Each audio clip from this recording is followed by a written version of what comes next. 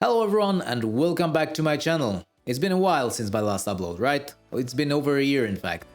And I had a good reason for that. In autumn of 2023, me and my wife welcomed a new dog into our lives and that dog has been keeping me very busy ever since. But I found my way back to making videos. My dog is still a priority though, that did not change. I plan to branch out and create a wider variety of content, not just Blender tutorials. Don't worry Blender fans though, new projects are on the horizon. My dog Ethos and I have been training regularly and recently we started exploring agility. While White Swiss Shepherds aren't a typical agility breed like Border Collies, it's a great way to provide your dog with mental and physical stimulation. And since agility requires obstacles, I have decided to build my own. So in this video I am sharing a DIY project of how to make your own modular agility obstacle for dogs from polypropylene pipes and fittings. Let's not waste any more time and get the work done. Here's what material you will need: 5 25mm PPR pipes of 2 meter length, 6 90-degree elbows, 4 45-degree elbows, 10 T-pieces, 10 end caps, 10 clips,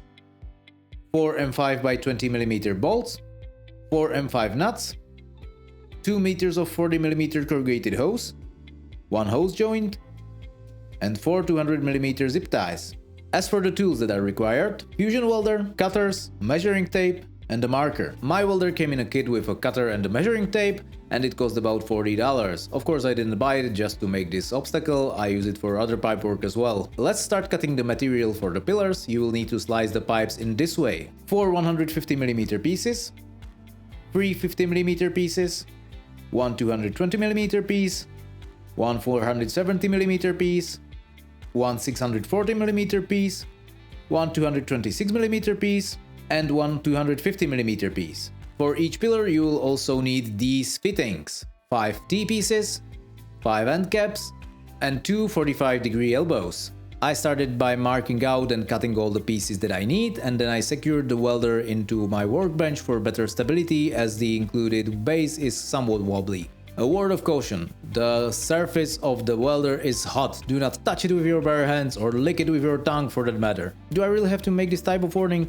Yeah, I probably do. Especially when you are welding short pieces and end caps, there is a risk that your hand will slip and will come into contact with the hot surface of the welder and you are risking a burn injury. So be careful. Also, don't forget to put away the welder to a safe spot when you finish your work and out of proximity of any flammable materials. Now that's it for the warnings and let's get to work. Assembling the pillar is pretty straightforward. Begin at the base by joining two 150mm pieces with a T-piece and capping the ends. Then make another piece like that and continue building upwards with short 50mm pieces and another 2 set of T-pieces. The order of the welds doesn't really matter, just make sure you don't leave the short 50mm piece between T-piece and 45-degree elbow as the last one. It will be pretty difficult to weld it in there, but not entirely impossible. I made the sloped 45-degree angle 226mm pipe as the last one. Depending on how exactly you have measured and cut, and also how deep you pushed the pipes into the fittings, you might need to adjust the size of your last piece that you weld. You do not need to worry too much about the precision of your work, as the material is pretty flexible and it will forgive you some sloppy cuts and welds. We are not building a watertight pipeline in this case, so you can take it easy. And this is me building the obstacle. Welding a tube to a T-piece and putting an end cap on top, the same way you would start on the base.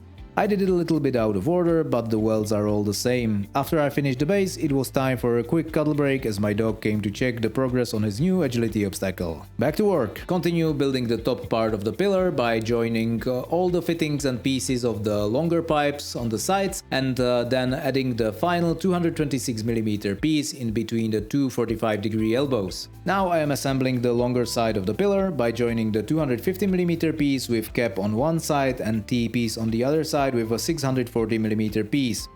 Then I plugged in a 50mm piece with 45-degree elbow into the open slot of the last T-piece. Now a quick check of the length between the two 45-degree elbows and let's finish the pillar.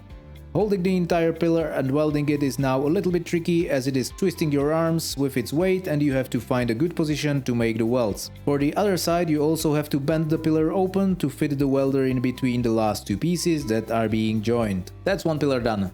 Now go make another one. If you like the idea of DIYing your obstacle but the welding process is a deal breaker for you, you have an option to use push-in fittings instead. Beware though that they are expensive and there are some commercially available obstacles that will be probably cheaper than doing it yourself. The first obstacle that is going to be placed between two pillars is a simple jumping bar with a safety feature. Here's what you will need.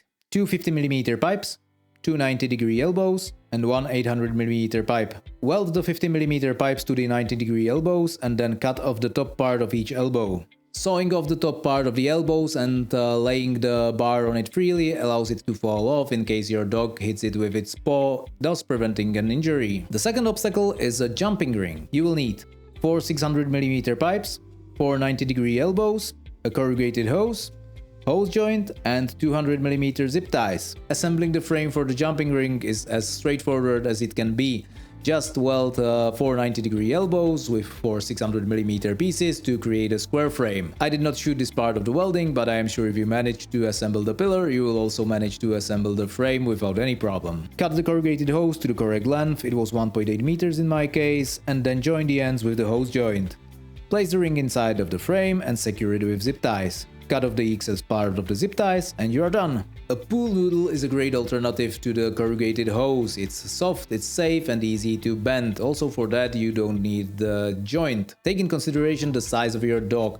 The 600mm frame with the ring fitted in is a quite tight fit for my dog when he jumps through. If you have a Chihuahua, you can make it a little bit smaller. If you have a Great Dane on the other hand, make sure to make the frame larger and also get a longer hose. To connect the obstacles to the pillars, you will need clips. Join two clips together with an M5 bolt and a nut. I used bolts with positive head, but use whatever suits you.